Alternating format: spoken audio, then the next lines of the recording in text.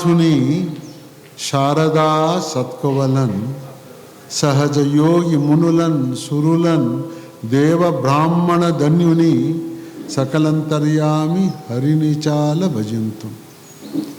ಸದ್ಗುರು ಯೋಗಿ ನಾರಾಯಣ ಯತೀಂದ್ರರ ಪಾದದಲ್ಲಿ ಮಾನಸಿಕ ಪೂಜೆಯನ್ನು ಮಾಡುತ್ತಾ, ಎಲ್ಲ ಭಕ್ತಾದಿಗಳೇ,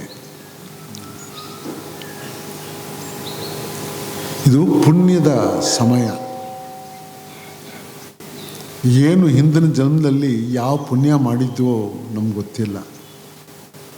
ಆದರೆ ಈ ಸಮಯ ಭಾರಿ ಪುಣ್ಯರ ಇರುವಂಥ ಸಮಯ. ಕೆಲವರು ಹೇಳ್ತಾರೆ, ಈ ಒಂದು ಜಗತ್ತು, ನಮ್ಮ ಮನುಷ್ಯ ಭಾರಿ ಜಾರಿಬಿಟ್ಟಿದ್ದಾನೆ ಅಂತಕ್ಕಂಥದ್ದು. ಅದು ಒಂದು ಕಡೆ ಇರಲಿ, ಅದ್ರ ಬಗ್ಗೆ ನಾವು ಹೆಚ್ಚಾಗಿ ಚಿಂತನೆಯನ್ನು ಮಾಡೋದು ಬೇಡ. ಗುರುಗಳು, ಪರಮಾತ್ಮ ಚಿಂತನೆ ಮಾಡುವಂಥ ಯಾರಿರ್ತಾರೋ ಅವರೇ ಪುಣ್ಯವಂತರು. ಸದಾಕಾಲ ಮನುಷ್ಯನಿಗೆ ಜೀವ ಕೊಟ್ಟಿರೋದೇ ಅವನ ನೆನಪನ್ನು ಮಾಡೋದಕ್ಕೆ. ಇನ್ನು ಯಾವ ಅಧಿಕಾರವೂ ಇಲ್ಲ.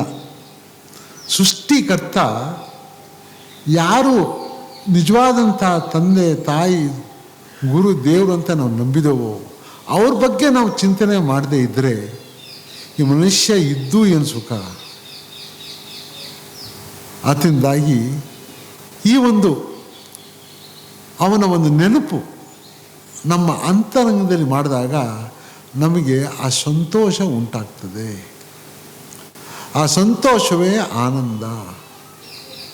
ಆನಂದ ಅನ್ನೋದು ಯೋಗಿಗಳಿಗೆ ಪರಮಾತ್ಮನಲ್ಲಿ ಸೇರಿದಾಗ ಅದು ಆನಂದ, ಅದು ಪರಮಾನಂದ, ಅದು ಶಾಶ್ವತ ಆಗಿರತಕ್ಕಂಥ ಆನಂದ ಅದು. ಆದರೆ ಈ ಲೋಕದಲ್ಲಿ ಆನಂದ ಅಂತಂದರೆ ನಮಗೊಂದು ಸಂತೋಷ, ಆ ಸಮಯದಲ್ಲಿ ಸಂತೋಷ ಆಗುವಂಥ ಸಮಯ. ಇವತ್ತು ಆ ಸಮಯ ಆನಂದ ಸಮಯ. 24 ಗಂಟೆಯಲ್ಲಿ ಆನಂದ ಇರೋದಿಲ್ಲ. ಇದು ಕರ್ಮಭೂಮಿ. ಇದು ನಾವು ಕರ್ಮದಲ್ಲಿದ್ದೇವೆ, ಎಷ್ಟೋ ಕರ್ಮಗಳು ಮಾಡ್ತಾ ಇದ್ದೇವೆ. ಆನಂದ ಯಾವಾಗ ನಮ್ಮ ಮನಸ್ಸು ಪರಮಾತ್ಮನಲ್ಲಿ, ಗುರುಗಳಲ್ಲಿ ಚಿಂತನೆಯನ್ನು ಮಾಡ್ತಾ ಇರ್ತೀವೋ, ಯಾವಾಗ ನಮ್ಮ ಮನಸ್ಸು ಅವನ ಪಾದದಲ್ಲಿ ನಿಲ್ಲಿಸುತ್ತವೋ ಅದೇ ಆನಂದ ಅಂತ ಕರೀತಾರೆ ಜ್ಞಾನಿಗಳು. ಅಂಥ ಆನಂದದ ದಿನ ಇದು, ಅಂಥ ಪುಣ್ಯ ದಿನ. ಈ ಪುಣ್ಯ ದಿನದಲ್ಲಿ ಯಾತಕ್ಕೆ ಈ ಪುಣ್ಯ ದಿನ ಅಂತ ನಾವು ಕರಿತೇವೆ? ತಾತನವರು ಗುರುಗಳು 300 ವರ್ಷದ ಜಯಂತಿಯನ್ನು ನಾವು ಆಚರಣೆ ಮಾಡ್ತಾ ಇದ್ದೇವೆ. ಎಂಥ ಪುಣ್ಯ ನಮಗೆ ಸಿಕ್ಕಿದೆ. ಯಾರಿಗಿದು ಸಿಕ್ಕಿರೋದು? ಆ 300 ವರ್ಷದ ಚಿಂತನೆ ನಾವು ಮಾಡುವಾಗ ಇಡೀ ಈ ವರ್ಷ ಕಾಲ ಎಲ್ಲವನ್ನು ತ್ಯಾಗವನ್ನು ಮಾಡುವಂಥ ಸಮಯ ಯಾರಿಗಾದ್ರೂ ಸಿಕ್ಕಿದೆಯೋ ಹಿಂದಿನ ಜನ್ಮದಲ್ಲಿ? ಹಿಂದೆ ಎಷ್ಟೋ ವರ್ಷಗಳು ಬಂದು, 106 ವರ್ಷಗಳು ಬಂದು ಹಿಂದೆ ಸಿಕ್ಕಿದೆಯೋ? 300 ವರ್ಷದಿಂದ ಇವಾಗ ಬಂದಿದೆ. ನಾವು ಈ ವರ್ಷ ಕಾಲ ಆ ಗುರುಗಳ ಚಿಂತನೆ ಮಾಡುವಂಥ ಸಮಯ. ಅವ್ರು ಎಲ್ಲಿವರೆಗೂ ನಾವು ಚಿಂತನೆ ಮಾಡ್ತಾ ಇರ್ತೀವೋ ಅಲ್ಲಿವರೆಗೂ ಅವರು ನೋಡ್ತಾನೇ ಇರ್ತಾರಂತೆ. ಎಲ್ಲರನ್ನೂ ನೋಡ್ತಾ ಇದ್ದಾರೆ. ಯಾರ್ಯಾರು ಯಾವ್ಯಾವ ಸ್ಥಳ, ಯಾವ್ಯಾವ ಸ್ಥಿರ ಮನಸ್ಸಿನಲ್ಲಿ ಯಾರು ಮಾಡ್ತಾ ಇದ್ದಾರೋ ಅವರಿಗೆ ಹಸ್ತವನ್ನು ಕೊಟ್ಟು ಆಶೀರ್ವಾದ ಮಾಡ್ತಾ ಇದ್ದಾರೆ. ಅವನು ಯಾರು ಶ್ರೀಮಂತ, ಇಂಥ ಅಧಿಕಾರದಲ್ಲಿರ್ತಕ್ಕಂಥವನು, ಇಂಥವನು ಅಂಥವನು ಅಂತಲ್ಲ. ಅವನಿಗೆ, ಗುರುಗಳಿಗೆ ಇದು ಯಾವುದೂ ಬೇಕಾಗಿಲ್ಲ. ಬೇಕಾಗಿರೋದು ಭಕ್ತಿನಿಂದ. ಯಾರು ಭಕ್ತಿಯಿಂದ ಆ ನೆನಪನ್ನು ಮಾಡ್ಕೊಂಡಿರ್ತಾರೋ ಅಂಥವರಿಗೆ ಸದಾಕಾಲ ಅವರು ಹಿಂದೆ ಇದ್ದು ಅವ್ರನ್ನ ಕಾಪಾಡ್ತಾ ಇದ್ದಾರೆ. ಎಲ್ಲ ಭಕ್ತರನ್ನು ಕಾಪಾಡುವಂಥ ಅಂಥ ಗುರುಗಳಿಗೆ ನಾವು ಸೇವೆಯನ್ನು ಮಾಡುವಂಥ ಒಂದು ಸಮಯ ನಮಗೆ ಬಂದಿದೆ. ಈ ಸಮಯ ಗುರುಗಳ ಚಿಂತನೆ, ಗುರು ಚಿಂತನೆ ಭಾರಿ ದೊಡ್ಡದು. ಒಳ್ಳೆಯ ಗುರುವ ಚಿಂತನೆ. ಗುರುಗಳಂತಾರೆ, ಅಪ್ಪ ನೀನು ಗುರುಗಳ ಹತ್ರ ಹೋಗುವಾಗ ಸ್ವಲ್ಪ ಚಿಂತನೆ ಮಾಡು. ಎಂಥ ಗುರುಗಳ ಹತ್ರ ಹೋಗ್ತಾ ಇದೀಯಾ, ಅವ್ರು ಏನು, ಅವ್ರ ಮರ್ಮ ಏನು, ಅವ್ರ ಶಕ್ತಿ ಏನು, ಅವ್ರ ಅಂತರಂಗ ಸಾಧನೆ ಏನು, ಅದೆಲ್ಲ ವಿಮರ್ಶೆ ಮಾಡು. ಸುಮ್ಮನೆ ಹೋಗ್ಬಿಟ್ಟು ಸಾಷ್ಟಾಂಗ ನಮಸ್ಕಾರ ಮಾಡಬೇಡ. ಬಾಧೆ ಗುರುಗಳು ಬೇಕಾಷ್ಟು ಜನ ಇದ್ದಾರೆ. ಅವ್ರು ನಮಸ್ಕಾರ ಮಾಡಿದ್ರೆ ಏನು ಸುಖ ಬಂತು? ಆ ಪಾಪ ತೊಗೊಳ್ಬೇಕಾಗ್ತದೆ ನಾವು. ಇವಾಗ ಇರೋ ಪಾಪವೇ ಸಾಕಾಗಿದೆ, ಇನ್ನು ಆ ಪಾಪ ತೆಗೆದುಕೊಂಡು ನಾವು ಎಲ್ಲೂ ಹೋಗೋದು, ನಾವು ಏನಂತ ಮಾಡೋದು ನಾವು? ಅಂಥ ಗುರುಗಳ ಹತ್ರ ನೀನು ಚಿಂತನೆ ಮಾಡು. ಒಳ್ಳೆಯ ಸಮಯ ಇದು. ಅಂಥ ಗುರುಗಳ ಚಿಂತನೆ ಮಾಡು. ಒಳ್ಳೆಯ ಗುರುಗಳು ಇದ್ದಾಗ ಮಾತ್ರ ನೀನು ಅವ್ರ ಶರಣಾಗತಿಯಾಗು ಅಂತ ಹೇಳ್ತಾರೆ. ಸುಮ್ಮನೆ ಬಂದು ಅವ್ರ ಶರಣಾಗತಿ ಆಗಬೇಡ. ಅವ್ರ ಬಗ್ಗೆ ವಿಮರ್ಶೆ ಮಾಡು. ತಾತಯ್ಯನವರು ಆ ವಿಮರ್ಶೆ ಅದು ಭಾರಿ, ಅದು ನಮ್ಗೆ ಯಾರಿಗೂ ಸಿಗುವಂಥದ್ದು ಅಲ್ಲ. ಯಾಕಂದರೆ ಅದು ಭಾರಿ ಗುಪ್ತವಾಗಿದೆ. ಕೆಂಡ ಯಾವ ರೀತಿಯಾಗಿ ಇದು ಬೂದಿ ತುಂಬಿದೆಯೋ ಕೆಂಡ ಯಾರೂ ಕಾಣಿಸ್ತಾ ಇಲ್ಲ. ಯಾಕಂದರೆ ಅವರು ಆ ಕೆಂಡವನ್ನು ನೋಡಬೇಕಾಗಿದ್ದರೆ ನಮ್ಮ ಮನಸ್ಸು ನಿಶ್ಚಲವಾದಂಥ ಮನಸ್ಸು ಇರಬೇಕು. ಆವಾಗ ಆ ಕೆಂಡ ಯಾವುದಪ್ಪ, ಆ ಜ್ಞಾನ ಎಂಥದ್ದು, ಅವು ಅರಿವಾಗಬೇಕಾದ್ರೆ ನಮ್ಮ ಮನಸ್ಸು ಕೂಡ ಸ್ಥಿರವಾಗಿರಬೇಕು. ಆವಾಗ ಮಾತ್ರ ನಮಗೆ ಸ್ವಲ್ಪ ಆ ಅರಿವು ಆಗ್ತದೆ. ಅವರು ಬಗ್ಗೆ ನಾವು ಚಿಂತನೆ ಮಾಡೋಣ. ಇದು ಇವಾಗ ಹೇಳಿದ್ರು ಆಮೇಲೆ ಕೊನೆಗೆ ಬರ್ತೇನೆ. ಇವಾಗ ಅವ್ರ ಬಗ್ಗೆ ಚಿಂತನೆ ಮಾಡೋಣ. ಎಂಥ ಗುರುಗಳು, ಆ ಸಮಯ ಬಂದಿದೆ. ಇನ್ನು 15 ದಿನದಲ್ಲಿ ಏನು ಪ್ರಾರಂಭ ಆಗ್ತದೆ. 1 ವರ್ಷ ಕಾಲ ಅವರ ಜಯಂತಿಯನ್ನು ನಾವು ಆಚರಣೆ ಮಾಡ್ತಾ ಇದ್ದೇವೆ. ಮಾಡುವಾಗ ಎಂಥ ಗುರು ನಾನು ಮಾಡ್ತಾ ಇದ್ದೇನೆ. ಈ ಸಮಯ ಎಂಥದ್ದು, ನಾನು ಏನು ಮಾಡಬೇಕಾಗಿರೋದು, ನಾನು ಇವತ್ತು ಇರ್ತೇನೋ ನಾಳೆ ಹೋಗ್ತೇನೋ ನನಗೆ ಗೊತ್ತಿಲ್ಲ. ಇಂಥ ಒಂದು ಈ ಅವ್ಯವಸ್ಥೆಯ ಕಾಲದಲ್ಲಿ ನಾನು ಇರೋದೇ ಒಂದು ದೊಡ್ಡದು, ಬದುಕಿರೋದೇ ದೊಡ್ಡದು. ಅಂಥ ಕಾಲ ಇದು. ಅಂಥ ಕಾಲ, ಆ ಒಂದು ಸಮಯ. ಈ ಎಷ್ಟೋ ಇದು ವರ್ಷಗಳಾಗಿದೆ. ಇಷ್ಟೆಲ್ಲ ಮಾಡಿದ್ರು ಹೋಗೋವಾಗ ಯಮಧರ್ಮರಾಯನ ಹತ್ರ ಏನಯ್ಯ ಮಾಡಿದೆಯೋ ಅಂತಂದರೆ, ಸ್ವಾಮಿ ನಾನು ಏನೂ ಮಾಡಿಲ್ಲ ಅಂತ ಹೇಳುವಂಥ ಸಮಯ ನಮಗೆ ಅರಿವಾಗ್ತಾ ಇದೆ. ಅದರಿಂದ ನೀವೆಲ್ಲ ಬಂದಿರೋದು. ಅಪ್ಪ ನಾನು ಏನು ಮಾಡಲಿ, ನಾನು ಹೋಗ್ಬೇಕು ನಾಳೆ, ನಾನು ಏನಾದರೂ ಒಂದು ಸಂಪಾದನೆ ಮಾಡ್ಕೊಂಡು ಹೋಗೋದಕ್ಕೆ ಏನು ಯಾವ ದಾರಿ ಅಂತ ಅದನ್ನು ಕಂಡುಹಿಡಿಯೋದಕ್ಕೆ ನೀವೆಲ್ಲ ಬಂದಿದ್ದೀರಿ ಇವತ್ತು ಗುರುಗಳ ಹತ್ರ. ಅದಕ್ಕೋಸ್ಕರ ಬಂದಿರೋದು ನೀವು. ನಿಮ್ಮ ಆತ್ಮಚಿಂತನೆಗೋಸ್ಕರ ಬಂದಿದ್ದೀರಿ. ನಿಮ್ಮ ಆತ್ಮಚಿಂತನೆ, ಇನ್ಯಾವ ಚಿಂತನೆಯೂ ಇಲ್ಲ ಇಲ್ಲಿ. ನಾವೆಲ್ಲ ಜೀವ ನಮ್ದು ಒಬ್ಬೊಬ್ಬರದೇ.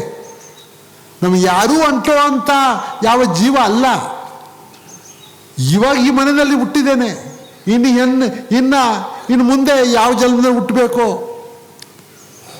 ಒಂದು ಕತೆ ಹೇಳಬೇಕಾದ್ರೆ, ಶಬರಿ ಮತಂಗ ಮಹರ್ಷಿಗಳ ಹತ್ರ ಇನ್ನೂ ತರುಣಿ ಆಗಿದ್ಲು, ಹೋಗಿದ್ದಾಳೆ. ಮತಂಗ ಋಷಿಗಳ ಹತ್ರ ಹೋಗಿದ್ದಾಳೆ.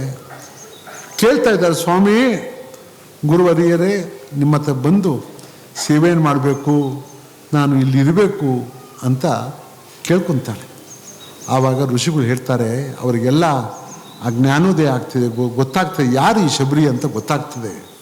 ಆವಾಗ ಹೇಳ್ತಾರೆ, ಅಪ್ಪ ಇನ್ನು ನನಗೆ ಕೆಲವೇ ಸಮಯದಲ್ಲಿ, ಕೆಲವೇ ದಿನದಲ್ಲಿ ನಾನು ಈ ದೇಹವನ್ನು ಬಿಡಬೇಕು. ಅಂಥ ಸಮಯದಲ್ಲಿ ಬಂದಿದೀಯ. ನಿನ್ನ ಹಿಂದಿನ ಜನ್ಮದ ಕಥೆ ಹೇಳ್ತೀನಿ ಕೇಳು. ಸಾಮಾನ್ಯವಾದಲ್ಲ ನೀನು ಮಹಾಬ್ರಾಹ್ಮಣ ಆಗಿ, ಬ್ರಾಹ್ಮಣ ಅಂದರೆ ಈಗಿನ ಬ್ರಾಹ್ಮಣ ಅಲ್ಲ, ಬ್ರಹ್ಮಜ್ಞಾನಿಯನ್ನು ಪಡೆದಿರ್ತಕ್ಕಂತಹ ಬ್ರಾಹ್ಮಣ ಆಗಿದ್ದೆ ನೀನು. ಆ ಸಮಯದಲ್ಲಿ ತಪಸ್ಸನ್ನು ಮಾಡುವಾಗ ಬ್ರಹ್ಮದೇವ ಬಂದಾಗ ನೀನು ಏನಮ್ಮ ಕೇಳಿದೆ? ನೀನು ಕೇಳಿದೆ ಆ ಪರಮಾತ್ಮನಿಗೆ, ನಾನು ಹೆಣ್ಣಾಗಿ ಒಂದು ತೊಟ್ಟು ಆ ಒಂದು ಬಾಯಿನಲ್ಲಿ ಊಟವನ್ನು ಬಡಿಸ್ಬೇಕು, ಇಷ್ಟೇ ನನ್ನ ಆಸೆ ಅಂತ ನೀನು ಕೇಳಿದೆ. ಆಗ್ಲಮ್ಮ, ತಥಾಸ್ತು ಅಂತ ಬ್ರಹ್ಮದೇವರು ಆಜ್ಞೆಯನ್ನು ಕೊಟ್ಟರು. ನೀನು ಹೋಗು, ರಾಮಾಯಣ ಕಾಲದಲ್ಲಿ ನೀನು ಹುಟ್ಟಿ ಆ ರಾಮ ನಿನ್ನತ್ತ ಬರ್ತಾನೆ, ಪರಮಾತ್ಮನೇ ನಿನ್ನತ್ತ ಬರ್ತಾನೆ, ಅವನ ಸೇವೆಯನ್ನು ಮಾಡು ಅಂತ ಹೇಳಿ ಕಳಿಸ್ಕೊಡ್ತಾರೆ. ಅವು ಬಂದು ಒಂದು ಕೀಳು ಜಾತಿಯಲ್ಲಿ ಬಂದು ಆ ಒಂದು ಮತಂಗ ಮಹರ್ಷಿಗಳ ಹತ್ರ ಬಂದು ಕೇಳ್ಕೊತಾಳೆ. ಆವಾಗ ಋಷಿಗಳು ಹೇಳ್ತಾರೆ, ಅಮ್ಮ ನೀನು ಸಾಮಾನ್ಯದಲ್ಲ, ನಿನ್ನ ಬೇಡಿಕೆಗೋಸ್ಕರ ಇವತ್ತಿನ ದಿವಸ ಬಂದಿದೆಯಾ, ಇಲ್ಲೇ ಇರು, ನಾನು ಸಮಯ ಬಂದಿದೆ, ನಾನು ಹೋಗೋದಕ್ಕೆ, ನೀನು ಇಲ್ಲೇ ಇರು. ಶ್ರೀರಾಮಚಂದ್ರ ಇಲ್ಲೇ ಬರ್ತಾನೆ, ನಿನ್ನತ್ತ ಬರ್ತಾನೆ, ಬಂದಾಗ ಅವನ ಸೇವೆ ಮಾಡಮ್ಮ, ಸೇವೆಯನ್ನು ಮಾಡಿ ನೀನು ಮುಕ್ತಿಯನ್ನು ಪಡಿ ಅಂತ ಹೇಳ್ತಾರೆ. ಆಮೇಲೆ ಮತಂಗ ಮಹರ್ಷಿಗಳು ಹೋಗ್ತಾರೆ. ಆವಾಗ ಈ ಅಮ್ಮ ಅಲ್ಲೇ ಆಶ್ರಮದಲ್ಲಿದ್ದು ಎಷ್ಟಿತ್ತು ಭಕ್ತಿ ಅಂದರೆ ಸದಾಕಾಲ 24 ಗಂಟೆ ಕಾಲ ಅವರ ಪಾದದಲ್ಲಿ ಮನಸ್ಸನ್ನು ನಿಲ್ಲಿಸ್ಬಿಟ್ಟಿದ್ದು. ಎಲ್ಲೋದ್ರೂ ನಾನು ಊಟ ಬಡಿಸ್ಬೇಕು, ಒಂದು ಹಣ್ಣು ಕೊಡಬೇಕು, ನೋಡಿದಾಗ ಹಣ್ಣು ಒಂದು ತಂಬರೋದು, ನೋಡೋದು ಅದು ರುಚಿ ಇದೆಯಾ ಇಲ್ವಾ ಅಂತ, ರುಚಿ ಇದ್ದರೆ ಪಕ್ಕದಲ್ಲಿ ಇಕ್ಕೋದು. ಇನ್ನೂ ಬರೋದು ಎಷ್ಟೋ ವರ್ಷಗಳಿದೆ. ಆದರೂ ಇವತ್ತಿನಿಂದ ಒಂದು ದಿನ ಅಲ್ಲ, ಇದು ವರ್ಷಗಟ್ಟೆ ಕಾಲ ಇದನ್ನು ಮಾಡ್ಕೊಂಡು ಬಂದಿದ್ದಾಳೆ. ಅದು ಮುಟ್ಟಿದ್ದನ್ನ ಹಂಗೆ ಇದೆ. ರಾಮ ಬರೋವರೆಗೂ ಹೆಂಗಿತ್ತೋ ಆ ಹಣ್ಣು ಹಂಗೆ ಇದೆ. ಅರ್ಥವನ್ನು ಮಾಡ್ಕೊಳ್ಳಿ. ಇನ್ನು ಎಷ್ಟು ಆ ಶಕ್ತಿ ಇದ್ದಿರ್ಬೋದು. ರಾಮ ಬಂದಾಗ ಆ ಒಂದು ಹಣ್ಣನ್ನು, ಅದೇ ಹಣ್ಣನ್ನು ತಿನ್ನಿಸಿ ಸಂತೋಷವನ್ನು ಪಟ್ಟು ಆವಾಗ ರಾಮ ಕೇಳ್ತಾನೆ, ಏನಮ್ಮ ನೀನು ಬೇಕು? ಸ್ವಾಮಿ, ನನ್ನ ಬೇಡಿಕೆ ಇತ್ತು, ನಾನು ಮಾಡಿದ್ದೇನೆ, ನನಗೆ ಇನ್ನು ಕೊನೆ ನನ್ನ ಗುರುಗಳ ಹತ್ರ ಸೇರಿಸ್ಬಿಡಮ್ಮ ಅಂತ. ಆ ಗುರುಗಳ ಹತ್ರ ಅವರೇ ಪರಮಾತ್ಮ ಗುರುಗಳು ಸೇರಿದ್ರು. ನೋಡಿ, ಇದು ಎಲ್ಲಿಂದ ಎಲ್ಲಿ ಸ್ವಾಮಿ, ಯಾವ ಜೀವ ಇದು? ಒಂದ್ಸತಿ ಬ್ರಾಹ್ಮಣ, ಒಂದ್ಸತಿ ನೀಚ ಆಗಿರ್ತಕ್ಕಂಥ ಜಾತಿ, ಇನ್ನೊಂದ್ಸತಿ ಯಾವುದೋ ಒಂದು ಪ್ರಾಣಿ ಆಗಿರ್ತಕ್ಕಂಥದ್ದು. ಏನಿದು ಈ ಮಾಯೆ? ಯಾರಿಗಾದ್ರೂ ಅರ್ಥ ಆಗ್ತದ? ನೀವು ಯಾರಿದ್ದೀರಾ ಅಂತ ನಿಮಗೇನು ಅರ್ಥ ಇದೆಯಾ? ನಿಮ್ಮ ಹಿಂದಿನ ಜನ್ಮ ಏನಾಗಿದೆ ಗೊತ್ತಿದೆಯಾ ನಿಮಗೆ? ನಾವು ಜಾತಿ ಜಾತಿ ಜಾತಿ ಅಂದ್ಬಿಟ್ಟು ಅಂತ ಇದೀವಲ್ಲ, ಇದು ಅಜ್ಞಾನ ತುಂಬಿರ್ತಕ್ಕಂಥ ಪಾಪದ ಒಂದು ಹೊಣೆ ನಾವು ತೆಗೆದುಕೊಂಡು ಹೋಗ್ಬೇಕಾಗ್ತದೆ. ಮನಸ್ಸಿನಲ್ಲಿ ಎಲ್ಲವೂ ಮನಸ್ಸು, ಬಹಿರಂಗ ಅಲ್ಲ. ಬಹಿರಂಗದ ಎಲ್ಲವನ್ನೂ ಸುಳ್ಳು, ಇದೇ ಮಾಯೆ. ಅರ್ಥವನ್ನು ಮಾಡ್ಕೊಳ್ಳಿ, ಇದೇ ಮಾಯೆ. ಇದು ಇಂಥ ಇರುವಾಗ ಗುರುಗಳ ಹತ್ರ ಅವರ ಒಂದು ಅನುಗ್ರಹವನ್ನು ಪಡಿಬೇಕಾದ್ರೆ, ಏನೋ ಒಂದು ಈ ಜನ್ಮದಲ್ಲಿ ಬಂದ್ಬಿಟ್ಟಿದ್ದೇನೆ, ಏನೋ ಒಂದು ಈ ಕೈವಲ್ಯದ ಅವರಿರುವಂಥ ಕೈವಲ್ಯಪುರಿದಲ್ಲಿ ನೀನು ಬಂದಿದೀಯ. ನೀನು ಇದಕ್ಕಿನ್ನ ಏನಮ್ಮ ಧರ್ಮ? ಏನಪ್ಪ ನಿನ್ನ ಧರ್ಮ ಹೇಳು? ನಿನ್ನ ಕರ್ಮ ಎಷ್ಟು ಚೆನ್ನಾಗಿದೆ. ಬಂದ್ಬಿಟ್ಟು ಅವ್ರು ಇರುವಂಥ ಜಾಗದಲ್ಲಿ ಓಡಾಡ್ತಾ ಇದೆಯಲ್ಲ, ಅವ್ರು ನೆನಪು ಮಾಡ್ಕೊತೀಯಲ್ಲ, ಎಂಥ ನಿನ್ನ ಕರ್ಮ ಇದಪ್ಪ. ಎಷ್ಟು ಜನ ಸಿಗ್ತದಪ್ಪ ಇದು? ಯಾರಿಗಪ್ಪ ಸಿಗ್ತದೆ ಹೇಳಪ್ಪ? ಯಾರು ಸಿಗ್ತದೆ ಇದು? ಯಾರಿಗೂ ಸಿಗುವಂಥದ್ದಲ್ಲ ಇದು. ಏನೋ ಇನ್ನೊಂದು ಜನ್ಮದ ಕರ್ಮದಿಂದ ನೀನು ಬಂದಿದೆಯಾ ಇಲ್ಲಿ. ಅವರ ಅನುಗ್ರಹವನ್ನು ಪಡೆಯೋದಕ್ಕೆ ಬಂದಿದ್ದೀಯಾ ನೀನು? ಈ ಸಮಯ ಅವ್ರದ್ದೇ ಚಿಂತನೆ ಮಾಡಪ್ಪ, ಅವ್ರದ್ದೇ ಚಿಂತನೆ ಮಾಡಮ್ಮ. ಚಿಂತನೆ ಮಾಡ್ತಾನೇ ಇರು. ಈ ಒಂದು ವರ್ಷ ಕಾಲ ಎಲ್ಲವನ್ನು ತ್ಯಾಗವನ್ನು ಮಾಡು. ಈ ಒಂದು ಕೆಟ್ಟ ಸಮಯದಲ್ಲಿ ಕೆಲವೇ ಜನ ಅವರ ಪರಮಾತ್ಮ ಚಿಂತನೆ ಮಾಡುವಂಥ ಜನ ಬಾರೇ ಕೆಲವೇ ಇರ್ತಾರಮ್ಮ. ಅದ್ರಲ್ಲಿ ನೀನಿದ್ದೀಯಾ ತಿಳಿದುಕೋ, ಯಾರೂ ಇಲ್ಲ. ಕೆಟ್ಟ ಕಾಲ ಇದು. ಎಲ್ಲರೂ ಸಿಗ್ತದೆ? ಯಾರಿಗೆ ಸಿಗ್ತದೆ ಇದು? ಯಾರಿಗೂ ಸಿಗೋದಿಲ್ಲ ಇದು. ನಿನಗೆ ಸಿಕ್ಕಿದೆ. ಏನಾದರೂ ಕೇಳಿದ್ರ ನಿನ್ನ? ನೀನು ಯಾರು ಅಂತ ಕೇಳಿದ್ರ? ನಿನ್ನ ಜೀವ ನೀನು ಕೇಳ್ತಾರೆ ಏನು? ಸ್ವಾಮಿ, ಈ ಜೀವ ನಿನ್ನತ್ತ ಬರಬೇಕು ಅಂತಿದ್ದೇನೆ ಸ್ವಾಮಿ, ಅಷ್ಟೇ. ಇನ್ನೇನಾದರೂ ಕೇಳ್ದನಪ್ಪ ನೀನು? ಏನಮ್ಮ ಇದೆ ನಿನ್ಗೆ ಆಸೆ? ನನ್ನ ಜೀವ ನಿನ್ನ ಪಾದದಲ್ಲಿ ಇಡ್ತಾ ಇದ್ದೇನೆ, ನನಗೆ ಕರೆಯಪ್ಪ. ನಾನು ಜೀವದಲ್ಲಿ ನಿನ್ನ ಇದರಲ್ಲಿ ಸೇರಬೇಕು ಅಂತಿದ್ದೇನೆ, ಇಷ್ಟೇ ತಾನೆ. ಇನ್ನೇನಾದರೂ ಇದೆಯೋ ಬೇಡಿಕೆ? ಯಾವುದೂ ಇಲ್ಲ, ಏನೂ ಇಲ್ಲ. ಅಂಥ ಸಮಯ ಇದು. ಅಂಥ ಗುಪ್ತವಾಗಿ ಗುರುಗಳು ಇರುವಾಗ ಅವರ ಅರಿವು ಏನಂತ ಹೇಳಲಿ, ಏನಂತ ನಾವು ಚಿಂತನೆ ಮಾಡಬೇಕು? ಒಂದೊಂದು ಅವರ ಅರ್ಥವನ್ನು ಮಾಡ್ಕೋಬೇಕಾದ್ರೆ ನಮ್ಮ ಕೈಲಿ ಸಾಧ್ಯವೇ? ಅವರು ಹುಟ್ಟಿದ್ರು ಕೈವಾರದಲ್ಲಿ, ಒಳ್ಳೆ ವಂಶದಲ್ಲಿ ಹುಟ್ಟಿದರು. ತಂದೆ ತಾಯಿಗಳು ಅಮರನಾರಾಯಣ ಭಕ್ತರು. ಅವರು ಹೊಟ್ಟೆದಲ್ಲಿ ಹುಟ್ಟಿದ್ದಾರೆ, ಹುಟ್ಟಿ ಬೆಳೆದಿದ್ದಾರೆ. ಮದುವೆ ಆಯಿತು, ಸಂಸಾರ ಆಯಿತು. ಸಂಸಾರ ಇದ್ರೂ ಕೂಡ ಏನೋ ಹಿಂದಿನ ಜನ್ಮದ ಫಲದಿಂದ ಸಂಸಾರ ಒಂದು ಕಡೆ, ಬಹಿರಂಗ ಒಂದು ಕಡೆ, ಅಂತರಂಗ ಒಂದು ಕಡೆ, ಅದೇ ಸಾಧನೆ ಆಗ್ತಾ ಬಂತು. 50 ವರ್ಷ ಕಾಲ ಸಂಸಾರದಲ್ಲಿ ಇರ್ತಕ್ಕಂಥವ್ರು, ಕರ್ಮಗಳನ್ನು ನೋಡ್ತಕ್ಕಂಥವ್ರು, ಕರ್ಮಗಳನ್ನು ಅನುಭವಿಸಿರ್ತಕ್ಕಂಥವ್ರು, ಇವೆಲ್ಲವನ್ನು ಅನುಭವಿಸಿ ಕೊನೆಯ ಸಮಯದಲ್ಲಿ ವೈರಾಗ್ಯವನ್ನು ಸ್ವೀಕಾರ ಮಾಡಿದಾಗ ಆ ಪರಮಾತ್ಮನೇ ಬಂದು ಉಪದೇಶವನ್ನು ಮಾಡಿದ್ರಪ್ಪ.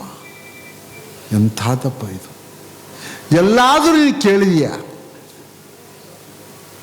ಕಲಿಯುಗದಲ್ಲಿ ಎಲ್ಲಾದರೂ ನೀನು ಕೇಳಿದೀಯನಪ್ಪ? ಸ್ವಲ್ಪ ಅರಿವು ಮಾಡ್ಕೋ. ಪರಮಾತ್ಮನೇ ಬಂದು, ಅಪ್ಪ ನಾನು ಇನ್ನು ಹೋಗುವವನಲ್ಲ, ನಿನಗೆ ಉಪದೇಶ ಕೊಟ್ಟೆ ನಾನು ಹೋಗುವನು. ನಿನ್ನಲ್ಲೇ ಇದ್ದಾನೆ ಈಶ್ವರ, ನೋಡು, ನೀನೇ ನೋಡು, ನೀನೇ ನೋಡು ಅಂತ ಹೇಳಿದಾಗ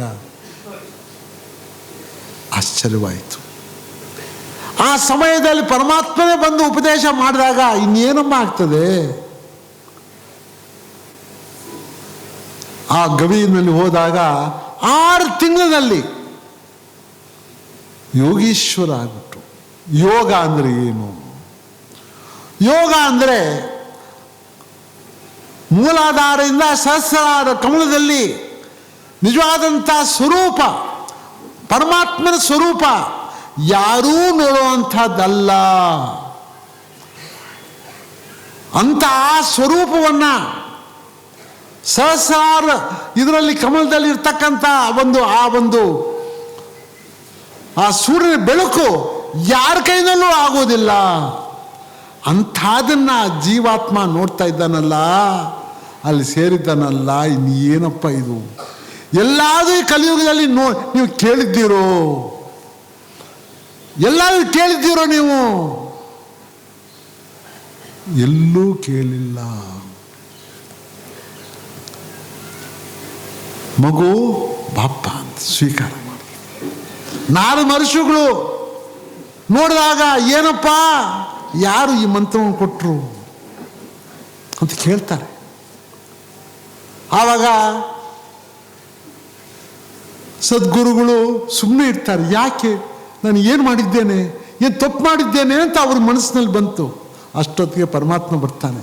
ಪರಮಾತ್ಮ ಇದ್ದಾನೆ, ನೋಡಿದ್ರು. ಆಹಾ, ಏನಪ್ಪ, ಯಾರಿಗಪ್ಪ ಇದು ಕೊಟ್ಟಿದ್ಯಾ ನೀನು, ಎಂಥ ಒಂದು ದಾರಿಯನ್ನು ತೋರಿಸ್ಕೊಟ್ಟಿದ್ಯಪ್ಪ ನೀನು, ಯಾರು ನೋಡದೆ ಇರ್ತಕ್ಕಂಥ ನೀನು ಯಾರ್ಯಾರು ಏನೇನು ಕೊಟ್ಟಿದ್ಯೋ, ನಿನ್ನ ಮಹಿಮೆ ಯಾರಾದರೂ ಅರ್ಥವನ್ನು ಮಾಡ್ಕೊಳಕ್ಕಾಗ್ತದೆ, ನಾಡ್ದು ಮನುಷ್ಯಗಳಿಗೆ ಅರ್ಥ ಆಗದೆ ಇದ್ರೆ ನೀ ಏನಪ್ಪ ಇದು, ಯಾರು ಆ ಪ್ರಪಂಚ, ಯಾರು ಆ ಪರಮಾತ್ಮ, ಎಂಥವನು ಅಂಥವನು ಸ್ವೀಕಾರ ಮಾಡಿ ಜೀವಾತ್ಮ ಸೇರಿದ್ದಾನಲ್ಲ, ಅವರು ಸದ್ಗುರು ನಾರಾಯಣ ಯೋಗಿಗಳು. ಅಂಥ ಯೋಗಿಗಳು 20 ವರ್ಷದ ನಂತರ, ಇದು ಎಲ್ಲೋ ಆಶ್ಚರ್ಯವಾಗ್ತದೆ, ಹೇಳ್ತಾರೆ ಅವರು ವಿನಯದಿಂದ ಪರಮಾತ್ಮನ ಆಗ್ಬಿಟ್ಟಿದ್ದಾರೆ. ಆದರೆ ನಾನು ಪರಮಾತ್ಮ ಅಂತ ಹೇಳ್ಕೊಂಡ್ರ, ಈಗಿನ ಕಾಲದಲ್ಲಿ ಹೇಳ್ಕೊಂಡು ನಾನೇ ಪರಮಾತ್ಮ ಅಂತ ಹೇಳ್ಕೊತಾರೆ. ಈಗ ಎಷ್ಟೋ ಜನ ಹೇಳ್ಕೊಂಡು ಹೋದ್ರು, ಅವ್ರ ಹತ್ರ ನಾವು ಹೋಗೋದು ಜಾಸ್ತಿ. ಅವ್ರು ಹೇಳ್ಕೊಂಡ್ರ, ಪರಮಾತ್ಮ ಆಗಿದ್ದರೂ ಕೂಡ ಹೇಳ್ಕೊಂಡಿಲ್ಲ. ಅಪ್ಪ, ಆ ಯೋಗ ನಿದ್ದಿನಲ್ಲಿ ಆ ಪರಮಾತ್ಮ ಬಂದ, ಅಪ್ಪ ನೀನು ಶತಕವನ್ನು ಬರೀ ಅಂತಂದ. ಸ್ವಾಮಿ ನೀವು ಮುದ್ರೇನು ಕೊಡಿ ಅಂತಂದ್ರೆ, ನಾರಾಯಣ 4 ಅಕ್ಷರ ಉಪದೇಶ ಮಾಡಿದ್ರು, ತಗೊಂಡೆ. ಇದೆಲ್ಲ ಅರ್ಥವನ್ನು ಮಾಡ್ಕೊಳ್ಳಿ. ಮುಂದೆ ಹೇಳ್ತಾರೆ, ಅಪ್ಪ ಕಾರುಣ್ಯ ಗುರು ಪರಮಾತ್ಮ, ಆ ಕಾರುಣ್ಯ ಗುರು ನನಗೆ ಅನುಗ್ರಹಿಸಿದ್ದಾನೆ. ಏನು ಕಾರುಣ್ಯ ಗುರು, ಅದರ ಅರಿವು ನಿಮಗೆ ಯಾರಾದ್ರು ಗೊತ್ತಿದೆಯೋ? ತ್ರೇತಾಯುಗದಲ್ಲಿ ರಾಮ ಮಂತ್ರ ವಾಲ್ಮೀಕಿ ಕೊಟ್ಟರು. ಯಾರು ಕೊಟ್ಟಿದ್ದವರಿಗೆ ಮಂತ್ರ? ನಾಲ್ಕು ಮನುಷ್ಯರು ಕೊಟ್ಟರು. ದ್ವಾಪರ ಯುಗದಲ್ಲಿ ವ್ಯಾಸ ಬಂದರು, ಪರಮಾತ್ಮ ಬಂದು ಅವರಿಗೆ ಉಪದೇಶ ಮಾಡಿದ್ರು. ಅವರ ತಂದೆನೂ ಋಷಿ ಮುನಿ, ಪರಾಶರ ಒಬ್ಬ ಋಷಿ ಮುನಿ. ಕೃಷ್ಣ ಮಂತ್ರವನ್ನು ಕೊಟ್ಟರು. ಯಾರು? ವ್ಯಾಸರು. ಕಲಿಯುಗದಲ್ಲಿ ತಾತಯ್ಯನವರು ಬಂದಿದ್ದಾರೆ, ನಾರಾಯಣ ಮಂತ್ರವನ್ನು ಕೊಟ್ಟಿದ್ದಾರೆ. ಯಾರಾದರೂ ಅರಿವಿದೆಯೋ? ಕೃಷ್ಣ ಇದ್ನ, ರಾಮ ಇದ್ನ, ನಾರಾಯಣ ಅಂತ ಇದ್ರ ಬೀಜಾಕ್ಷರ ಇತ್ತ? ವಾಲ್ಮೀಕಿ ಬಂದು ರಾಮ ತಾರಕ ಮಂತ್ರವನ್ನು ಹೇಳಿದ್ರು, ವ್ಯಾಸ ಬಂದು ಕೃಷ್ಣ ಮಂತ್ರವನ್ನು ಹೇಳಿದ್ರು, ತಾತಯ್ಯನು ಬಂದು ನಾರಾಯಣ ಮಂತ್ರವನ್ನು ಹೇಳಿದ್ರು. ಏನಪ್ಪ ಈ ಮರ್ಮ? ಅರಿವು ಮಾಡ್ಕೊಂಡಿದ್ಯಾನಪ್ಪ ನೀನು, ಅರಿವು ಮಾಡ್ಕೊಂಡಿದ್ಯಾ, ಅರಿವು ಮಾಡ್ಕೊಂಡಿದ್ಯಪ್ಪ. ಯಾರು ನೀನು? ಯಾರು ಈ ಗುರುಗಳು? ಎಂಥವರು? ಎಂಥ ಒಂದು ಅವರ ಅನುಗ್ರಹದಲ್ಲಿ ನಾವು ಈಗಿರುವಂಥವರು, ಅವರ ಆಶ್ರಯದಲ್ಲಿ ನಾವೆಲ್ಲ ಇದ್ದುವಲ್ಲ. ಇದಕ್ಕಿನ್ನ ಪುಣ್ಯ ಯಾವುದಪ್ಪ ಇದೆ? ಸ್ವಲ್ಪ ಹೇಳು, ಹೇಳಪ್ಪ ಹೇಳು. ಇದಕ್ಕಿನ್ನ ಪುಣ್ಯ ಏನಿದೆ? ಯಾವುದಾದ್ರೂ ಇದೆಯೋ? ಅಂಥ ಪುಣ್ಯದ ಸಮಯಪ್ಪ ಇದು, ಅಂಥ ಪುಣ್ಯದ ಸಮಯ ಇದು.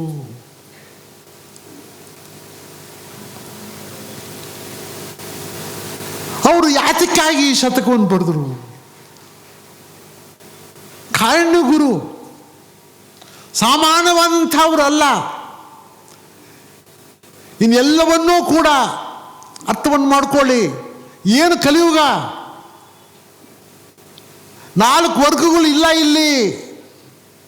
ಬ್ರಾಹ್ಮಣ ಯಾರೂ ಇಲ್ಲ, ಕ್ಷತ್ರಿಯ ಯಾರೂ ಇಲ್ಲ, ವೈಶ್ಯ ಯಾರೂ ಇಲ್ಲ, ಶೂದ್ರ ಯಾರೂ ಇಲ್ಲ. ಶೂದ್ರ ಕೆಳಗಡೆ ಇರ್ತಕ್ಕಂಥ ಪಾಪಗಳು ಈ ಮನುಷ್ಯ ಕಲಿಯುಗದಲ್ಲಿ ಇರ್ತಕ್ಕಂಥವನು. ಪರಮಾತ್ಮ ಎಲ್ಲ ಸೃಷ್ಟಿಯ ನಾಶವನ್ನು ಮಾಡಿರ್ತಕ್ಕಂಥ ಮನುಷ್ಯ ಇಂಥ ಕಲಿಯುಗ ಯಾವ ಯುಗದಲ್ಲೂ ಆಗಿಲ್ಲ. ಇದು ಅಂಥ ಕೆಟ್ಟ ಸಮಯ.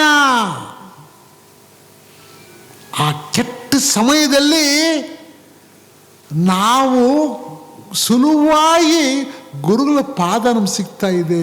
ಇನ್ನೆಂಥ ಪುಣ್ಯವಂತರಪ್ಪ ನೀವು, ಇನ್ನೆಂಥ ಪುಣ್ಯವಂತರಪ್ಪ. ಅರಿವು ಮಾಡ್ಕೊಂಡಿದ್ಯಾನಪ್ಪ, ಭಾರಿ ಕಷ್ಟಪ್ಪ ನಿಮಗೆ ಅರಿವು. ಇದು ಮಾಯಾ ಪ್ರಪಂಚ. ನಿಮಗೆ ಏನು ಆಗ್ತಿದೆ ಅಂತ ಗೊತ್ತಿಲ್ಲ. ನಿಮಗೆ ಇವತ್ತಿನ ದಿವಸ ಮನೆಯಲ್ಲಿ ನನ್ನ ಹೆಂಡತಿ ಮಕ್ಕಳು ಸಾಕ್ಬಿಟ್ರೆ, ಅವಳಿಗೆ ಏನಾದರೂ ತಂದುಬಿಟ್ಟು ಕೊಟ್ಬಿಟ್ರೆ, ಎಲ್ಲರೂ ಒಂದು ಸಮಾಜದಲ್ಲಿ ನನಗೆ ಒಂದು ಒಳ್ಳೆ ಮಾತು ಬಂದುಬಿಟ್ರೆ ಸಾಕು ಅಂತೀಯ. ಅದೆಲ್ಲ ಮುಳುಗಿಬಿಟ್ಟಿದ್ಯಾ ನೀನು. ನಿನ್ನ ಬಗ್ಗೆ ನೀನು ಚಿಂತನೆ ಮಾಡಿದ್ಯಾ ನೀನು? ಯಾರೂ ಮಾಡ್ತಾ ಇಲ್ಲಪ್ಪ. ಅವರು ಇದಕ್ಕೆಲ್ಲನೂ ಇಂಥ ಸಮಯದಲ್ಲಿ, ಇಂಥ ಒಂದು ಕೆಟ್ಟ ಸಮಯದಲ್ಲಿ ಒಳ್ಳೆಯ ದಾರಿಯಲ್ಲಿ ಕರ್ಕೊಂಡು ಹೋಗ್ತಾ ಇದ್ದಾರೆ. ಅವರು ಜ್ಞಾನಿಗಳು. ಅವರು ಎಂಥವರು? ಬ್ರಹ್ಮಜ್ಞಾನಿಗಳು. ಆತ್ಮ, ಜೀವಾತ್ಮ, ಪರಮಾತ್ಮ ಆಗ್ಬಿಟ್ಟಿದ್ದಾರೆ. ಕೆಳಗಡೆ ಇಳಿದಿದ್ದಾರೆ. ಅಪ್ಪ ನಾನು ಆಚಾರ್ಯರು ಹೌದು ಅಂತಂದರು. ರಾಮಾನುಜ ನಾರಾಯಣಾಚಾರ್ಯ ಮತಮ ಗನುಡು ಅಂದ್ಬಿಟ್ರು. ಹೌದಪ್ಪ, ನಾನು ಆಚಾರ್ಯ. ಎಂಥ ಆಚಾರ್ಯ? ಭಕ್ತಿ ಪಂಥವನ್ನು ಕೊಡುವಂಥ ಆಚಾರ್ಯ ನಾನು. ದಾಸ ಪಂಥ ಕೊಡುವಂಥ ಆಚಾರ್ಯ ನಾನು. ನೋಡಪ್ಪ, ನಾನು ದಾಸ ನಾನು. ದಾಸಕ್ಕೆ ಅವರು ರಾಮಾನುಜ ಭಕ್ತಿ ಅಂತಂದ್ರೆ ನಾನು ದಾಸ ಅಂದ್ಬಿಟ್ಟೆ. ಭಕ್ತಿ ಮತ್ತು ದಾಸ ಒಂದೇ. ಇನ್ನೂ ಕೆಳಗಡೆ ಬಂದ್ಬಿಟ್ರು. ಅವ್ರು ನಾರಾಯಣ ಒಂದು ಇದು ಮಂತ್ರವನ್ನು ಕೊಟ್ಟರು. ಇವರು ತಾತಯ್ಯನವರು ನಾರಾಯಣ ಮಂತ್ರವನ್ನು ಕೊಟ್ಟರು. ಮತ್ತೊಮ್ಮೆ ಗರುಡು. ಏನಪ್ಪ ಇದು? ಏನು ಆಶ್ಚರ್ಯ ಇದು! ಇಂಥ ಒಂದು ಭಕ್ತಿ ಪಂಥ ಸಂತರಾಗಲಿ, ಯೋಗಿಗಳಾಗಲಿ, ಜ್ಞಾನ ಆಗಲಿ, ಎಲ್ಲವನ್ನೂ ವಿಮರ್ಶೆಯನ್ನು ಮಾಡಿ ಒಂದೊಂದು ಕೊಡ್ತಾ ಇದ್ದಾರೆ. ಅವರು ವೇದಾಂತ ಸಾರಾವಳಿನ, ಅಮರನಾರಾಯಣ ವೇದಾಂತ ಸಾರಾವಳಿ ಅಂತ ಒಂದು ಕೀರ್ತನೆ ಹೆಸರನ್ನು ನಾಮಕರಣ ಮಾಡಿದ್ದಾರೆ. ಹೌದೇನಪ್ಪ? ವೇದಾಂತ ಸಾರಾವಳಿ. ವೇದಾಂತ ಅಂದರೆ ಏನು ಅರ್ಥವನ್ನು ಮಾಡ್ಕೊಂಡಿದ್ದರು. ವೇದಾಂತ ಅಂದರೆ ಎಲ್ಲ 4 ವೇದಗಳ ಸಾರಾಂಶವೇ ವೇದಾಂತ. ವೇದಾಂತ ಅಂದರೆ ವೇದಗಳ ಸಾರಾಂಶ ಉಪನಿಷತ್. ಉಪನಿಷತ್ ಅಂದರೆ ಏನು? ಪರಮಾತ್ಮನಲ್ಲಿ ಸೇರುವಂಥ ಆ ಒಂದು ದಾರಿಯನ್ನು ನೋಡಪ್ಪ. ಆ ಒಂದು ಜ್ಞಾನ ಎಷ್ಟಿದೆ. ಅವ್ರು ಏನಾದರೂ ಜ್ಞಾನವನ್ನು, ಈ ವೇದಗಳನ್ನ ಅರ್ಥವನ್ನು ಮಾಡೋಕೆ ಯಾರ ಕೈಯಲ್ಲಿ ಆಗ್ತದೋ ಇಲ್ಲ ಅಂತ ಋಷಿ ಮುನಿಗಳು ಒಬ್ಬೊಬ್ಬರು ಒಂದೊಂದು ತೊಗೊಂಡು ಪರಮಾತ್ಮನಲ್ಲಿ ಸೇರೋವಂಥ ಒಂದು ದಾರಿ ಅದು ಒಬ್ಬೊಬ್ಬ ಋಷಿ ಮುನಿಗಳು ಒಂದೊಂದು ಆ ಒಂದು ಉಪನಿಷತ್ ಬರೆದಿದ್ದಾರೆ. ಇಂಥ ಕಲಿಯುಗದಲ್ಲಿ ನಮಗೆ ಹಿಂದಿನ ಯುಗದಿಂದ ಬಂದಿರತಕ್ಕಂಥ 108 ಉಪನಿಷತ್ ನಮ್ಮಲ್ಲಿ ಇದೆ. ಆ ಒಂದು ಸಾರಾಂಶ ಎಲ್ಲವನ್ನೂ ಕೂಡ ವೇದಾಂತ ಅಂದರೆ ಎಲ್ಲ ಈ 108 ಉಪನಿಷತ್ತಿದ್ದಾವಲ್ಲ, ಅದರ ಸಾರಾಂಶ ಎಲ್ಲ ತೆಗೆದುಕೊಂಡು ಹೋಗ್ಬಿಟ್ಟು, ಅಪ್ಪ ನಾನು ನಿಮಗೆ ಸುಲಭವಾಗಿ ಕೊಡ್ತಾ ಇದ್ದೇನೆ ಹೋಗಯ್ಯ ಅಂತಂದರು. ಒಂದೊಂದು ಕೀರ್ತನೆಯೂ ಕೂಡ ಎಲ್ಲ ವೇದಾಂತದ ಒಂದು ಸಾರಾಂಶ, ಅದೇ ಉಪದೇಶ. ಹೋಗಪ್ಪ, ನೀನು ಒಂದು ಉಪದೇಶ ಒಂದು ಕೀರ್ತನೆ ತೊಗೊಂಬಿಟ್ರೆ ನೀನು ಮೋಕ್ಷಕ್ಕೆ ಹೋಗ್ತೀಯ, ಹೋಗು ಅಂದ್ಬಿಟ್ರು. ನಾನಿದ್ದೇನೆ, ಎಲ್ಲ ಗುರುಗಳ ಒಂದು ಅನುಗ್ರಹದಿಂದ ನೀನು ಕೊಡ್ತಾ ಇದ್ದೇನೆ, ಹೋಗು ಹೋಗು ಹೋಗು ಹೋಗು, ಸ್ವೀಕಾರ ಮಾಡು, ಹೋಗು. ರಾಮನ ಭಜನ ಸೇಯವೆ ಮನಸ, సీతా రామನ భజన సేయవే. పారవలేని అపార పాపములు పరిహరించు పరమాత్ముండితడు. ರಾಮನ ಭಜನ ಸೇಯವೆ ಮನಸ, ಸೀತಾ ರಾಮನ ಭಜನ ಸೇಯವೆ. ಎಲ್ಲ ಕರ್ಮಗಳ ನಾಶವನ್ನು ಮಾಡುವಂಥ ಅಪ್ಪ ನೀನು ಕೊಟ್ಟಿದ್ದೇನಮ್ಮ, ಹೋಗಪ್ಪ ಹೋಗು ರಜಾ. ನೀ ಏನಪ್ಪ ಹೇಳಿ, ರಾಮ ತಾರಕ ಮಂತ್ರ ನಿಮ್ಗೆ ಕೊಟ್ಟಿದ್ದಾರೆ, ಹೋಗಪ್ಪ ಸ್ವೀಕಾರ ಮಾಡು. ಯಾರು ಕೊಟ್ಟಿರ್ತಕ್ಕಂಥ ಯಾರು ಇದು ಒಂದು ತಾರಕ ಮಂತ್ರವನ್ನು ಯಾರು ಕೊಟ್ಟಿದ್ದಾರೆ, ಎಲ್ಲವನ್ನೂ ಉಪದೇಶಿಸಿ ಬಂದಿದೆ. ಹಿಂದಿನ ಋಷಿಮುನಿಗಳು ಕೊಟ್ಟಿರ್ತಕ್ಕಂಥದ್ದು. ಈಗಿನ ಋಷಿಮುನಿಗಳು ಕಲಿಯುಗದಲ್ಲಿ ಯಾರು ಕೊಟ್ಟಿದ್ದಾರೆ? ಯಾರೂ ಇಲ್ಲ. ಇವರು ಋಷಿಮುನಿಗಳು. ಆ ವೇದಾಂತದ ಒಂದು ಎಲ್ಲವನ್ನು ಸಾರವನ್ನು ಒಂದು ಎಲ್ಲರಿಗೂ ಸಿಗುವಂಥ ಮೂಢಭಕ್ತಿನಲ್ಲಿ ನೀವೆಲ್ಲ ಹಾಡ್ತಾ ಇದ್ದೀರಿ. ಎಂಥ ಪುಣ್ಯವಂತರು ಗೊತ್ತಾ ನಿಮಗೆ? ಏನು ಬೇಕಾಗಿಲ್ಲ ಅರ್ಥ, ನೀವು ಹಾಡ್ತಾ ಇದ್ದೀರಲ್ಲ ಅಷ್ಟೇ ಸಾಕು, ಹೋಗಿ. ಇನ್ನೇನೂ ಬೇಕಾಗಿಲ್ಲಮ್ಮ, ನೀವು ಹೇಳ್ತಾನೆ ಕೇಳು, ಹಾಡ್ತಾ ಇದೆಯಲ್ಲ ಸಾಕು, ಹೋಗು. ಯಾರ್ಯಾರು ಭಕ್ತಿಯಿಂದ ಹಾಡ್ತಾ ಇದ್ದಾರೋ ನಿಮ್ಮ ಪುಣ್ಯ ಬಂತು, ಹೋಗಿ. ನೀವು ರಾಜರಾಗಿ ನೀವು ಬಾಳ್ತೀರಾ ಬರೋ ಜನ್ಮದಲ್ಲಿ. ಸಾಮಾನ್ಯದವ್ರಿಗೆ ಹುಟ್ಟೋದಲ್ಲ, ಶಬರಿ ಥರ ಅಲ್ಲಿಂದ ಇಲ್ಲಿ ಕೆಳಗಡೆ ಬರೋದಿಲ್ಲ. ನೀವು ಕೆಳಗಡೆಯಿಂದ ನೀವು ರಾಜರಾಗ್ತೀರಿ, ನೀವೇ ರಾಜರು ನಾಳೆ. ಗೊತ್ತಿದೆಯಾ ನಿಮಗೆ? ಆ ಮೂಢ ಭಕ್ತಿನಲ್ಲಿ ಹೋಗ್ತಾ ಇದ್ದೀರಲ್ಲ, ನಿಮ್ಮಂಥ ಪುಣ್ಯವಂತರು ಯಾರಮ್ಮ ಇದ್ದಾರೆ? ಯಾರಿದ್ದಾರೆ ಇಲ್ಲಿ? ಯಾರು ಸಿಗ್ತಾ ಇದೆ? ಅದು ನಿಮಗೆ ಸಿಕ್ಕಿದೆಯಮ್ಮ, ನಿಮಗೆ ಸಿಕ್ಕಿದೆ, ಸ್ವೀಕಾರ ಮಾಡಿ, ಸ್ವೀಕಾರ ಮಾಡಿ. ಅಂಥ ವೇದಾಂತ ಸಾರಾವಳಿ ನಿಮಗೆ ಉಪದೇಶವನ್ನು ಮಾಡಿಕೊಟ್ಬಿಟ್ರು. ಮುಂದೆ ಬ್ರಹ್ಮಾಂಡ ಪುರುಷ ಇದು ನಾದ ಬ್ರಹ್ಮಾಂಡ ನಾರಾಯಣ ಕವಿ ಶತಕ. ಭಕ್ತಿ ಭಕ್ತಿ ಪೂರ್ವಕವಾಗಿ ನಿಮಗೆ ಧಾರೆ ಮಾಡಿಬಿಟ್ಟಿದ್ದಾರೆ. ದಾಸಪಂಥವನ್ನು ಧಾರೆ ಮಾಡಿಬಿಟ್ಟಿದ್ದಾರೆ. ನೀವು ಯಾವುದಾದ್ರೂ ಒಂದು ಹಾಡಿದ್ರೆ ಸಾಕಮ್ಮ, ಒಂದು ಹಾಡಿದ್ರೆ ಸಾಕು, ಯಾವುದಾದ್ರೂ ಒಂದು ತೊಗೊಂಡ್ಬಿಡಿ. ಅದನ್ನು ಅರ್ಥವನ್ನು ಮಾಡ್ಕೊಳ್ಳೋದು ಬೇಕಾಗಿಲ್ಲ. ಮೂಢ ಭಕ್ತಿಕ್ಕಿಂತ ಮುಂಚೆ ಇನ್ಯಾವುದೂ ಇಲ್ಲ. ನೀವು ಸುಮ್ಮನೆ ಹಾಡ್ಬಿಡು, ಹೋಗು, ಅದು ಸಾಕು ನಿಮಗೆ. ಅಂಥ ಒಂದು ಇಲ್ಲ ಸ್ವಲ್ಪ ನಾನು ಜ್ಞಾನಿ, ನಾನು ಸ್ವಲ್ಪ ಅರ್ಥವನ್ನು ಮಾಡ್ಕೋಬೇಕು, ಆಗ್ಲಪ್ಪ ತಗೊಳ್ಳೋ ಹೋಗ್ಯ. ಪೋತನ ಭಾಗವತ ಏನು ವ್ಯಾಸರು ಭಾಗವತನ ಕೊಟ್ಟರೋ ಆ ಸಾರಾಂಶ ಎಲ್ಲವನ್ನೂ ಅಮರನಾರಾಯಣ ಶತಕದಲ್ಲಿದೆ, ಹೋಗಮ್ಮ ಅಂದ್ಬಿಟ್ಟು. ಭಾಗವತ ಎಲ್ಲವನ್ನೂ ಸಾರಾಂಶ ಅಮರನಾರಾಯಣ ಶತಕದಲ್ಲಿದೆ, ಸ್ವೀಕಾರ ಮಾಡು ಅಂತ. ಪೋತನ ಭಾಗವತ ಸ್ವೀಕಾರ ಮಾಡುವಂಥ ಹೋಗು. ಎಲ್ಲ ಕಥೆಗಳು ನಮ್ಮ ಸನಾತನ ಧರ್ಮದ ಕತೆ ಎಲ್ಲವೂ ಅಲ್ಲಿದೆ, ದಾರಿ ಆಗಿದೆ, ಸ್ವೀಕಾರ ಮಾಡಪ್ಪ, ಹೋಗು ಮಗು ಅಂತಂದರು. ಇನ್ನೆಲ್ಲೂ ಹೋಗಬೇಕಾಗಿಲ್ಲ, ಹೋಗು, ಕೊಡ್ತಾ ಇದ್ರು, ಹೋಗು ಅಂತ. ಯಾರಾದರೂ ಆ ಕಥೆಗಳನ್ನ ಕೇಳಬೇಕಾಗಿದ್ದರೆ ಅಮರನಾರಾಯಣ ಶತಕ ಒಂದು ಸಾಕು ನಿಮಗೆ, ಹೋಗು, ಇನ್ನೇನೂ ಬೇಕಾಗಿಲ್ಲ ನಿಮಗೆ. ಎಲ್ಲವನ್ನೂ ಭಾಗವತ ಅಲ್ಲಿದೆ, ಸಾರಾಂಶ ಇದೆ ಅಂತಂದರು.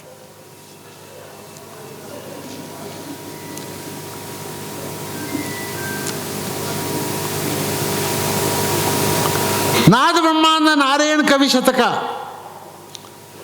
ಎಲ್ಲ ಕರ್ಮಗಳು ನಮ್ಮಲ್ಲಿ ಕರ್ಮ ತುಂಬಿ ತುಳುಕ್ತಾ ಇದೆ.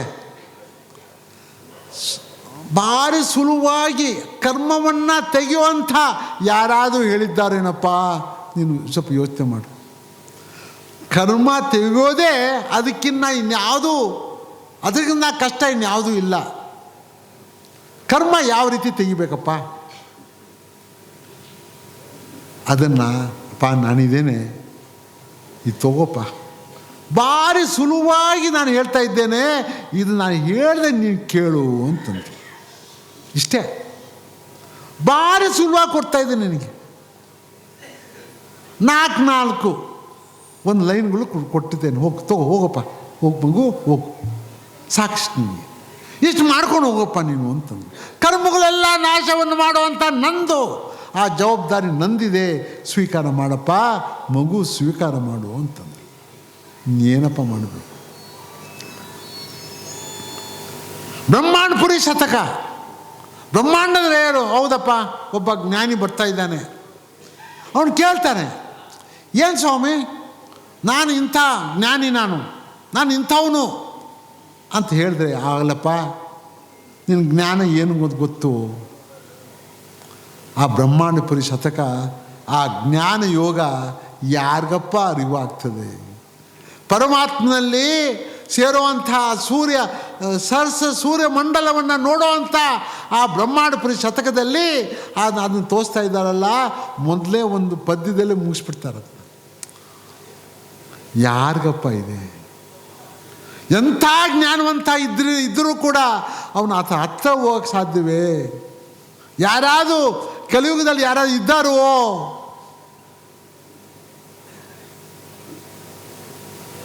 ಅಂಥ ಜ್ಞಾನಿಗಳು ಬ್ರಹ್ಮಾಂಡವನ್ನು ನೋಡಿ ಪರಮಾತ್ಮನಲ್ಲ, ನಾನೇ ಪರಮಾತ್ಮ ಅಂತ ಹೇಳೋವಂಥದ್ದಲ್ಲ, ಅನುಭವಿಸ್ಬಿಟ್ಟು ನಿನಗೆ ಬಂದು ನಿನ್ನ ಮನೆ ಕೊಡ್ತಾ ಇದ್ದಾರಲ್ಲ, ಇನ್ನು ಏನಮ್ಮ ಇದು?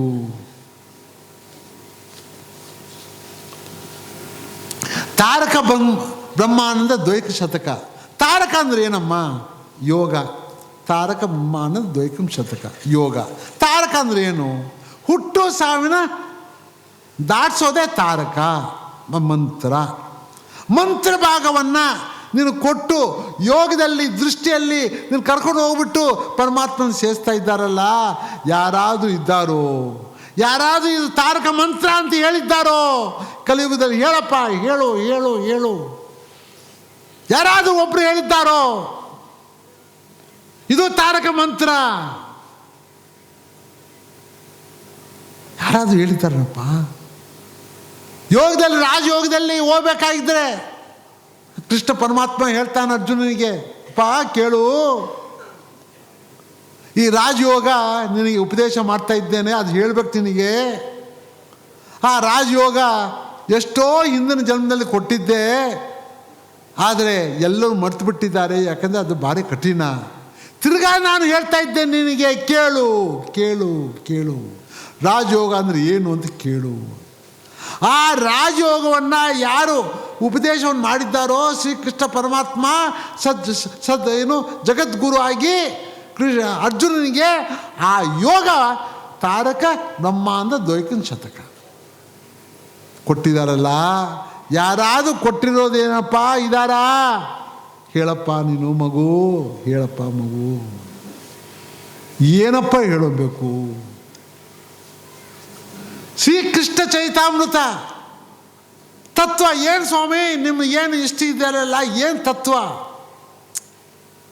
ನಿಮ್ದು? ಏನು ಈ ಸಿದ್ಧಾಂತ, ಏನು ತತ್ವ ಏನು ಅಂತ ಕೇಳಿದಾಗ ಅವರು ಹೇಳ್ತಾರೆ, ಅಪ್ಪ ಕಲಿಯುಗದ ತತ್ವ ಹೆಂಗೆ ಪಾರಾಗಬೇಕು ಅಂತ ತತ್ವ ಹೇಳ್ತೇನೆ, ಸ್ವಲ್ಪ ಕೇಳು ಅಂತಂದರು. ಎಲ್ಲರೂ ಕೇಳಿ. ಸಮಭಾವನೆ ಸಾಮರಸ್ಯ ಯಾರು ಮಾಡ್ತಾರೋ ಅವ್ರಿಗೆ ಮೋಕ್ಷ ಸಿಗ್ತದೆ ಕಲಿಯುಗದಲ್ಲಿ ಅಂತಂದರು. ಸಮಭಾವನೆ ಅಂದರೆ ಸಮಾಜದಲ್ಲಿ ಯಾವ ಜಾತಿ ಕುಲ ಭೇದ ಇಲ್ಲದೆ ಯಾರು ಮನಸ್ಸಿನಲ್ಲಿ ಇಟ್ಕೊಂಡಿರ್ತಾರೋ ಅವನು ಮಾತ್ರ ಸಿಗ್ತದೆ, ಯಾರಿಗೂ ಸಿಗೋದಿಲ್ಲ, ಅವನ ಮನುಷ್ಯನಾಗ ಹುಟ್ಟೋದಿಲ್ಲ, ತಿಳ್ಕೊಂಬಿಡು. ಸಮಭಾವನೆ ಸಾಮರಸ್ಯ ಇದೇ ತತ್ವ. ಎಷ್ಟು ಕೆಟ್ಟಿರ್ಬೋದು ನಮ್ಮ ಈ ಕಲಿಯುಗ, ಎಷ್ಟು ಜಾರಿರ್ಬೋದು ಅರ್ಥವನ್ನು ಮಾಡ್ಕೊಳ್ಳಿ. ಇಡೀ ನಮ್ಮ ವಿಶ್ವ ಎಷ್ಟು ಜಾರಿದೆ, ಅರಿವು ಮಾಡೋದಕ್ಕೆ ಸಾಧ್ಯವೇ? ಹೇಳಪ್ಪ. ಇಂಥ ಒಂದು ಗುರುಗಳ ಒಂದು ಅನುಗ್ರಹ, ಒಂದು ಉಪದೇಶ ಭಾರಿ ಸುಲಭವಾಗಿ ಏನೂ ಇಲ್ಲದೆ ನಿಮಗೆ ಎಲ್ಲ ಕೊಡ್ತಾ ಇದ್ದಾರೆ. ಎಲ್ಲ ಒಂದು ರೆಡಿಮೇಡ್ ಆಗಿ, ಅಪ್ಪ ತಗೋ, ಹೋಗು, ಸ್ವೀಕಾರ ಮಾಡು, ಹೋಗಪ್ಪ. ಇಷ್ಟೆಲ್ಲ ಆಯಿತು. ಆತ್ಮಬೋಧಾಮೃತ ಚಿಕ್ಕದಾಗಿ ಬಂದು ಹೇಳ್ಬಿಟ್ರು. ಆತ್ಮ ಬೋಧ ಅಮೃತ. ಆತ್ಮ ಅಂದರೆ ಏನು? ಆತ್ಮ ಅಂದರೆ ಪರಮಾತ್ಮ. ಆತ್ಮ ಪರಮಾತ್ಮನಲ್ಲಿ ಸೇರುವಂಥ ಬೋಧನೆ. ಅದಕ್ಕಿಂತ ದೊಡ್ಡದು ಯಾವುದಾದ್ರು ಇದೆಯೋ ಪ್ರಪಂಚದಲ್ಲಿ? ವೇದಕ್ಕಿಂತ ದೊಡ್ಡದು ಯಾವುದು? ಆತ್ಮ. ವೇದಗಳ ಸಾರಾಂಶವೇ ಆತ್ಮ ಇದ್ದಾಗ ಆ ಆತ್ಮನ ಸೇರೋವಂಥ ಬೋಧನೆ ಯಾರಾದರೂ ಮಾಡಿದ್ದಾರೋ? ಹೇಳಪ್ಪ. ಅರಿವು ಮಾಡ್ಕೋಪ್ಪ ನೀನು ಮಗು, ಸ್ವಲ್ಪ ಅರಿವು ಮಾಡ್ಕೊ. ಆತ್ಮ ಬೋಧನೆ ಪರಮಾತ್ಮನ ಅವನ ಸೇರುವಂಥ ಒಂದು ಬೋಧನೆ. ಅದು ಎಷ್ಟು 4 ಪೇಜ್ನಲ್ಲಿ ಎಲ್ಲ ಮುಗಿಸ್ಬಿಟ್ರು. ಎಲ್ಲ ಸಾರಾಂಶ ಇರೋದು 4 ಇದರಲ್ಲಿ. ಯಾರಾದರೂ ಕರ್ಮದಿಂದ ಬಂದಿರ್ತಕ್ಕಂಥ ನೀನು ನನಗೆ ಈ 4 ಪೇಜ್ನಲ್ಲಿ ಓದ್ಬಿಟ್ಟೆ ಸಾಕಪ್ಪ, ಎಲ್ಲ ಆ ಪರಮಾತ್ಮನಲ್ಲಿ ಸೇರ್ಬೋದಪ್ಪ. ಇನ್ನೇನಪ್ಪ ಮಾಡಬೇಕು? ಯಾರಾದರೂ ಇದನ್ನು ಓದುವಂಥ ಅರಿವಿದೆಯೋ?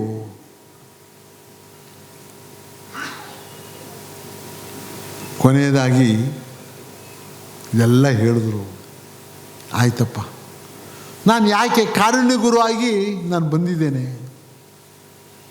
ಇವತ್ತು ನಾನು ಏನು ಮಾಡಬೇಕು? ನನ್ನ ಕರ್ತವ್ಯ ನನಗಿದೆ.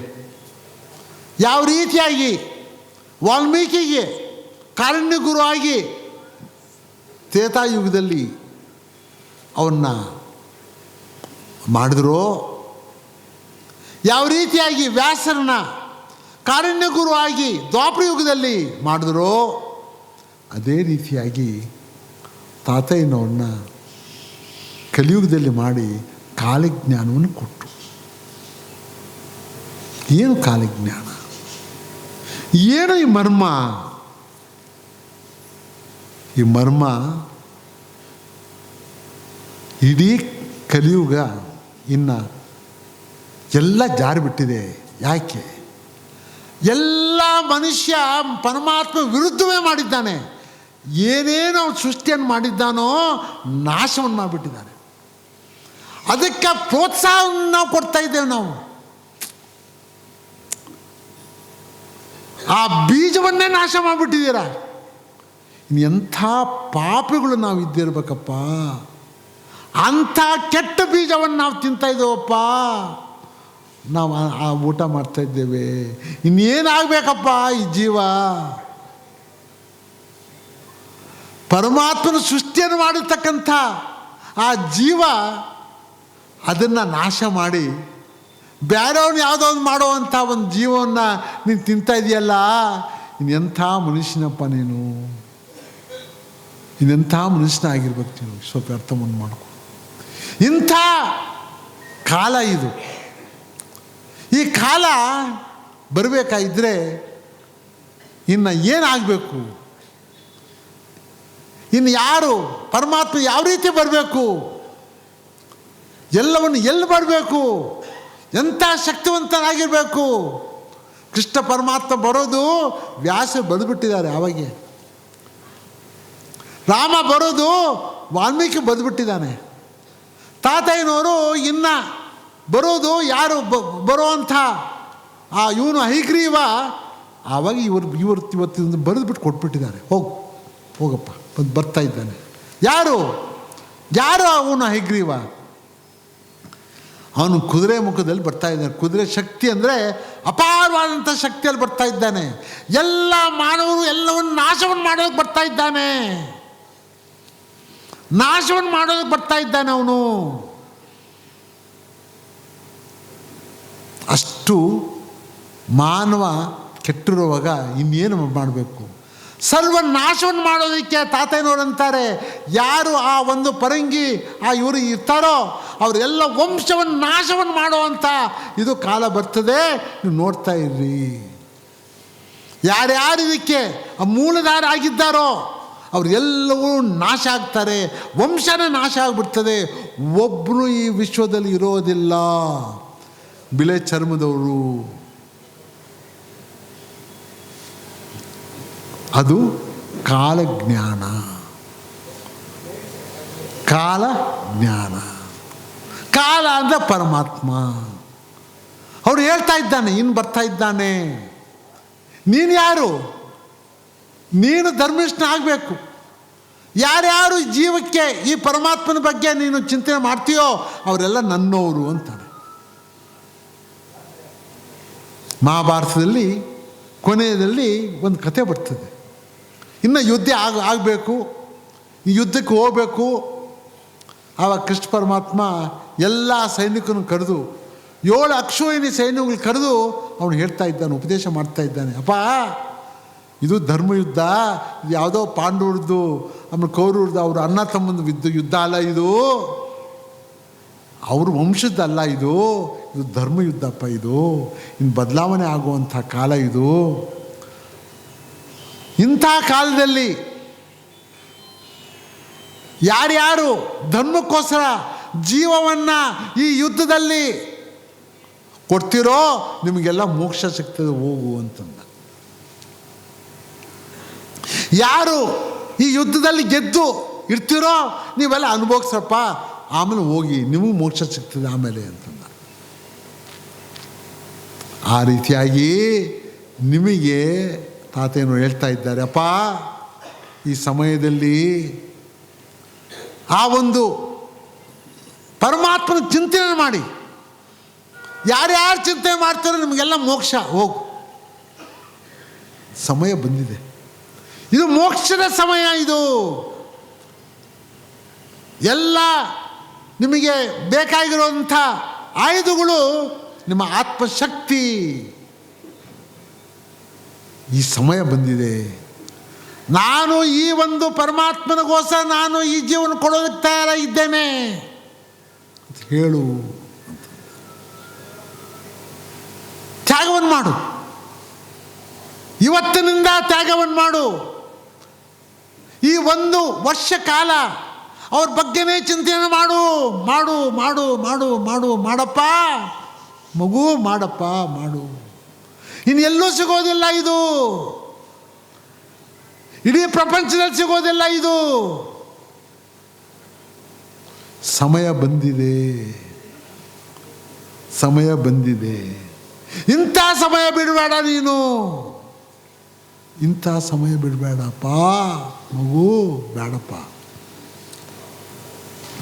ಇದೆಲ್ಲ ಯಾಕೆ ಹೇಳ್ತಾ ಇರೋದು ಅಂತಂದರೆ, ಇನ್ನು ಬರೋ ಒಂದು ಇದು ಪೀಠಿಗೆ ಕೊಡ್ತಾ ಇದ್ದೇನೆ. ಗುರುಗಳು ಯಾವ ರೀತಿಯಾಗಿ ನಿನ್ನ ನೋಡ್ತಾ ಇದ್ದಾರೆ, ಅವರ ಒಂದು ವಿಶಾಲವಾದಂಥ ಒಂದು ಇದು ನಿಮ್ಮ ಬಗ್ಗೆ ಎಷ್ಟು ಪ್ರೀತಿಯಿಂದ ನೋಡ್ತಾ ಇದ್ದಾರೆ. ಆ ಪ್ರೀತಿ ವಾಪಸ್ಸು ಅವ್ರಿಗೆ ತಲುಪಬೇಕಲ್ಲಪ್ಪ. ತಲುಪಬೇಕು ಇಲ್ವಪ್ಪ? ಹೇಳಪ್ಪ, ನೀನೇ ಹೇಳು. ನಿನಗೋಸ್ಕರ ಕಾಯ್ಕೊಂಡಿದ್ದಾರಲ್ಲ, ಆ ನಿನ್ನ ಆ ಒಂದು ಆತ್ಮವನ್ನು ನೀನು ನೋಡಿ, ಅಪ್ಪ ನಾನು ಇದ್ದೇನೆ ಮಗು ಅಂತ ನಿನ್ನ ಬಗ್ಗೆ ಚಿಂತನೆ ಮಾಡ್ತಾ ಇದ್ದಾರಲ್ಲ, ಏನಂತ ಹೇಳಬೇಕಪ್ಪ ಇದು? ಏನಂತ ಹೇಳಬೇಕಪ್ಪ ಇದು? ಇಂಥ ಒಂದು ಸಮಯ ಇದು. ಈ ಸಮಯದಲ್ಲಿ ನೀವು ಬಿಡಬೇಡಿ, ನಂಬಿಡಿ. ನಿಮಗೆ ಇಂಥ ಕಾಲ ನಿಮ್ಗೆ ಯಾವಾಗೂ ಸಿಗೋದಿಲ್ಲ. ಇನ್ನು ಬರೋ ಕಾಲ, ಬರೋ ಏನು ಒಂದು ಬೇರೆ ಯುಗ, ಅದು ಇನ್ನು ಸತ್ಯುಗ ಕಾಲ. ನಿಮಗೆಲ್ಲಪ್ಪ ನೀವು ಮನುಷ್ಯನಾಗಿ ಹುಟ್ಟೋದಕ್ಕೆ ಸಾಧ್ಯವ. ನೀವು ಹುಟ್ಟಬಹುದು, ನೀವು ಮನುಷ್ಯನಾಗಿ ಹುಟ್ಟಬಹುದು. ಯಾಕೆ? ಪರಮಾತ್ಮನಲ್ಲಿ, ಗುರುವಿನಲ್ಲಿ ನೀವು ಮನಸ್ಸನ್ನು ಇಟ್ಕೊಂಡಿದ್ದೀರಾ.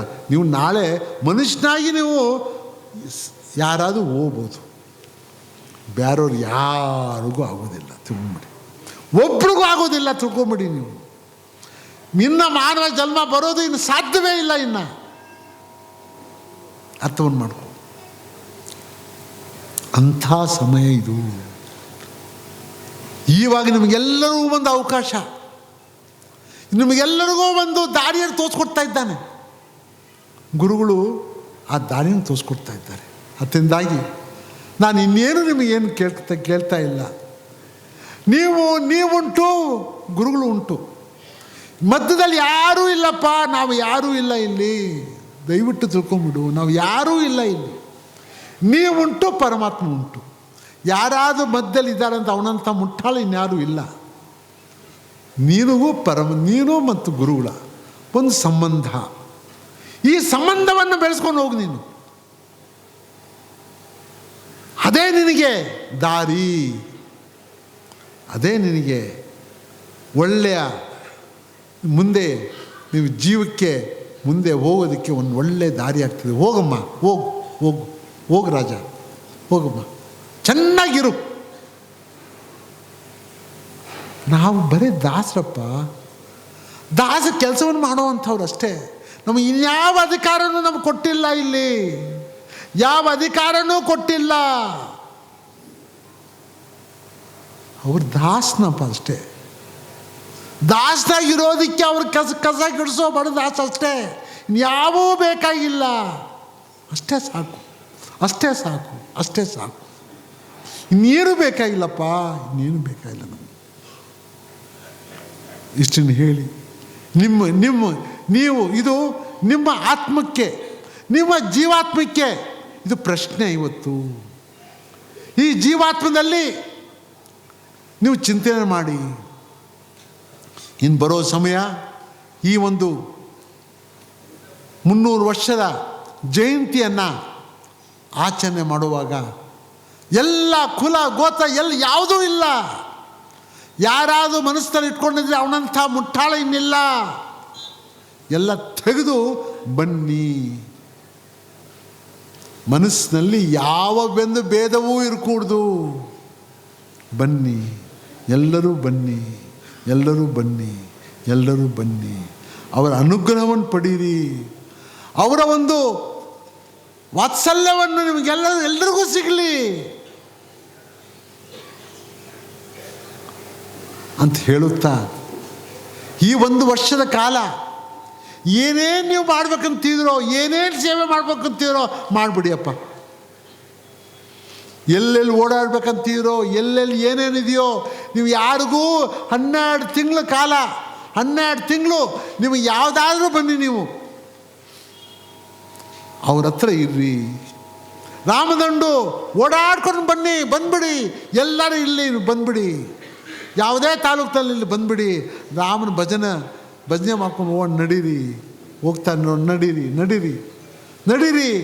ಎಲ್ಲ 7 ಅಕ್ಷೋಹಿಣಿ ಸೈನ್ಯದಲ್ಲಿ ನಾವು ಒಟ್ಬೋಣ. ನಡೀರಿ, ಅವ್ರ ನಾಮಸ್ಮರಣೆ ಮಾಡ್ಕೊಂಡು ಹೋಗೋಣ. ಅದೇ ರಾಮದಂಡು ಅಂತ ಹೇಳುತ್ತಾ, ಇವತ್ತು